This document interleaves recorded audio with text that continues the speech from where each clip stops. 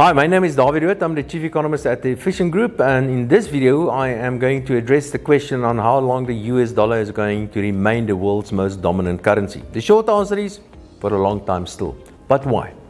Yes, we all know that the US dollar is the most important reserve currency in the world, which simply means that the Americans got amazing power because they basically can print the world's currency. And also keep in mind, whenever you use another country's currency, you're basically paying a tax to that country indirectly. So obviously the Americans would like to see their currency remaining the most important reserve currency in the world. And I'm afraid that is likely how things are going to be for quite some time. And here are some reasons why the US dollar will remain the most important reserve currency in the world. Perhaps a comment, and that is the US dollar will come to an end. Like all previous dominant currencies came to an end, the US dollar one day will also come to an end. That day is not around the corner. Just think about this. When we trade with the rest of the world, we mostly trade in US dollars. So that in itself is a very important reason to use the US dollar, because everybody is using the US dollar.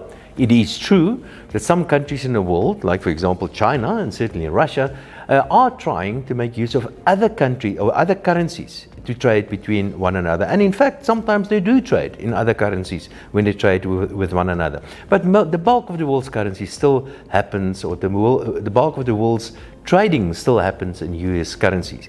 And this is why. When we export platinum from South Africa, as an example, the net effect of that is that the South African central bank ends up with a lot of dollars. So they take these dollars, and the governor at the South African central bank don't take these dollars and put it under his bed. What he does, he takes these dollars and reinvest it back into the United States. Typically, he would buy United States government debt instruments, and they are usually called treasury bills or TBs. So he will reinvest those dollars back in the US in TBs.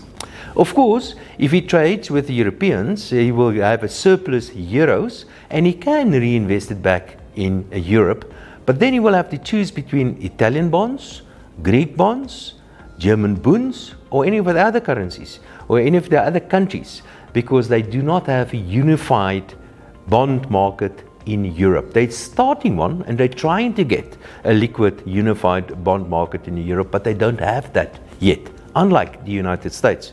And if you trade with the Chinese and you end up with a surplus renminbi, as an example, you are not allowed to reinvest it back in China unless you have a quota, because they have a lot of foreign exchange regulations in China.